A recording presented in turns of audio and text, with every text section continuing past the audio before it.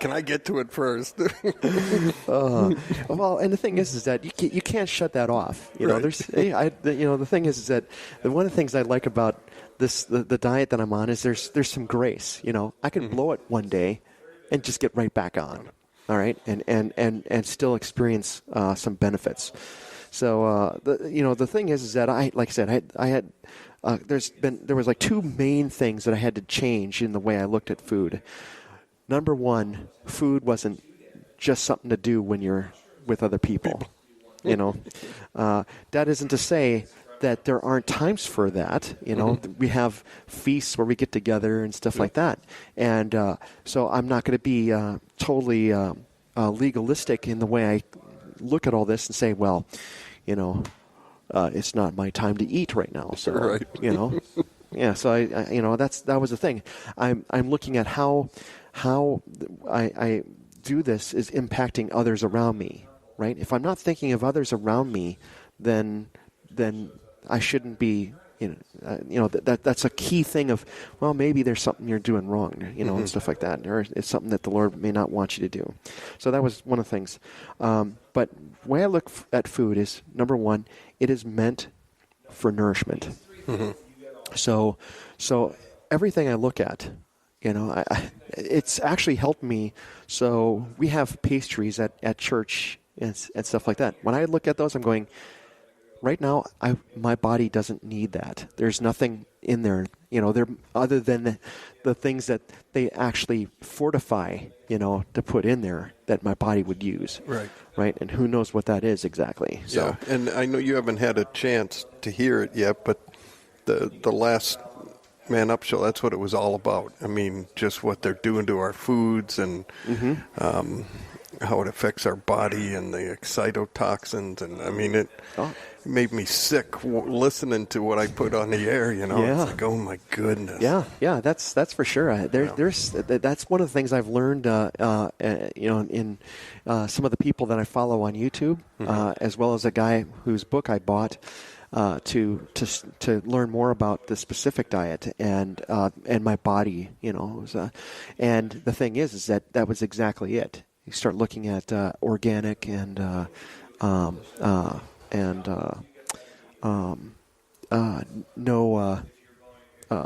preservatives and processes and stuff like that. Exactly. Try to stay away from that,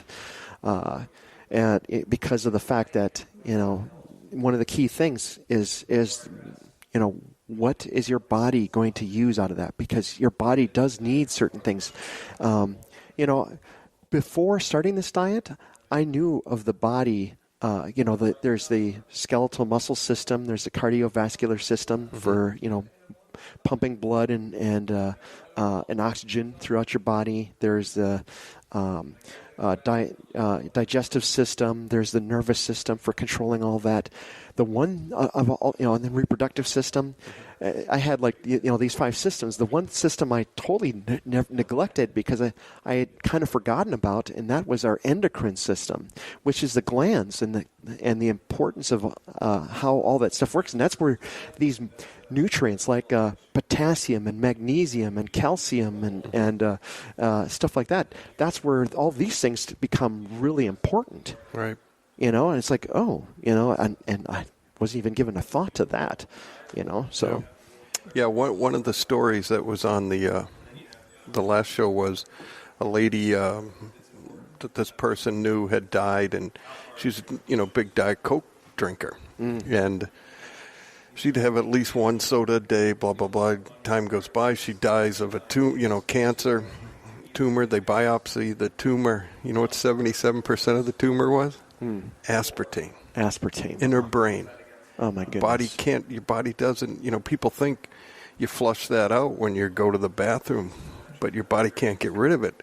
So it protects itself and it stores it, and wow, turned into a tumor and killed her from Diet Coke. That's crazy. Yep. Yeah. No, that doesn't surprise me. Yep. So that was a thing. So, you know, so I looked at food as, how is it going to nourish me? And then the other philosophy that I use on this diet is that when I eat, otherwise I don't eat. Okay, so one of the key things that this diet focuses on is controlling your insulin spikes throughout the day. Mm-hmm. So, some people talk about eating over, the course of the day, many small meals and Right. stuff like that. And the key is that those many small meals are, each one of them is going to invoke an insulin response. Yep. And so the key thing here is to try to keep that under control. So with that, I just decided I keep a simple philosophy of when I eat, otherwise I don't eat.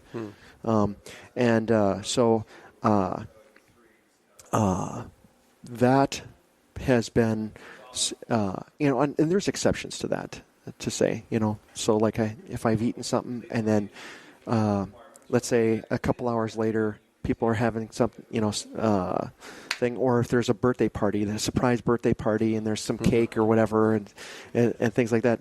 I'm kind of leading into the type of diet. This is the low carb diet, but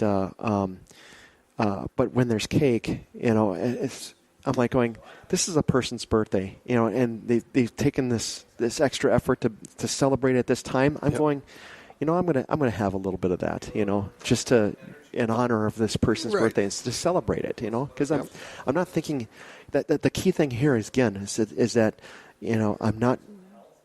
I'm not solely thinking of myself. This is you have to be thinking of what you're going to do, how you're blessing others and stuff like that. So that's a key thing. And like I said,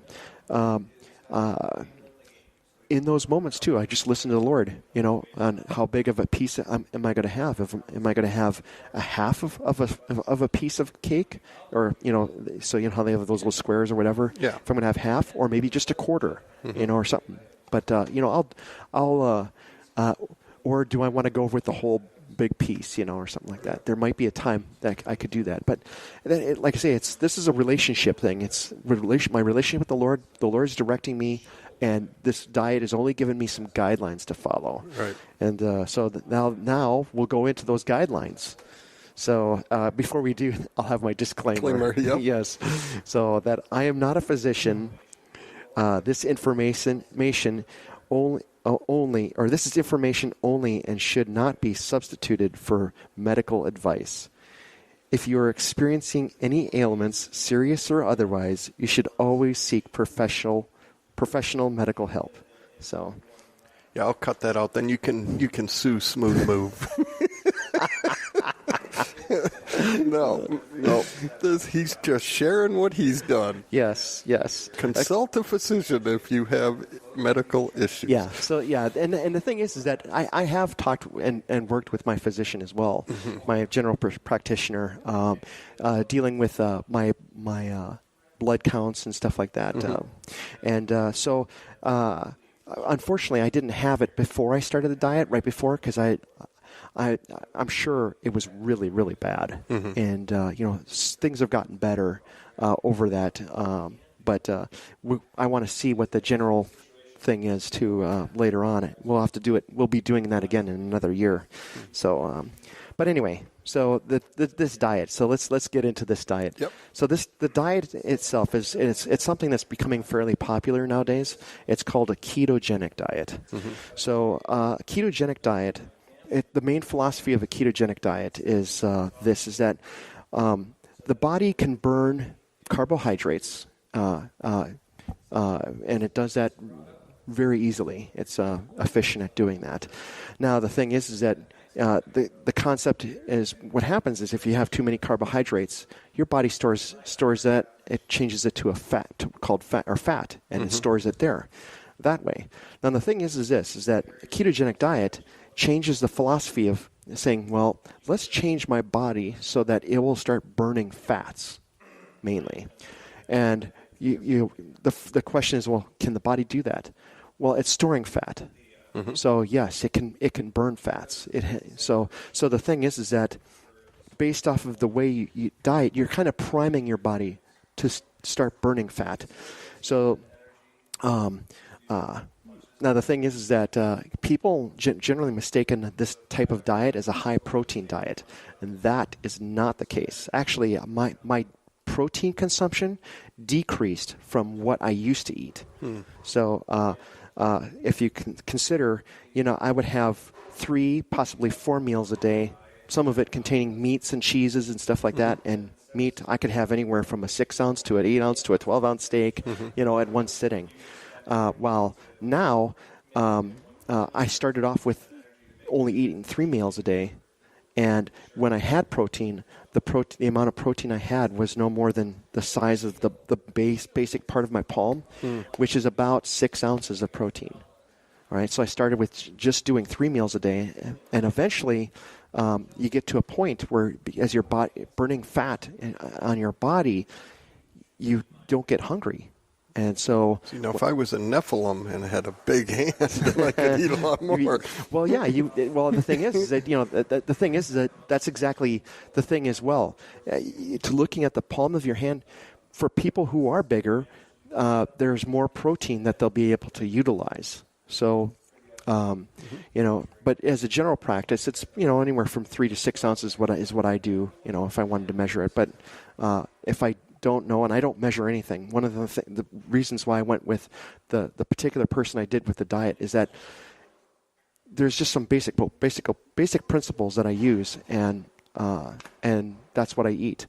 So this ketogenic diet, for those principles, there's 3 main macros: carbohydrates, proteins, and fats.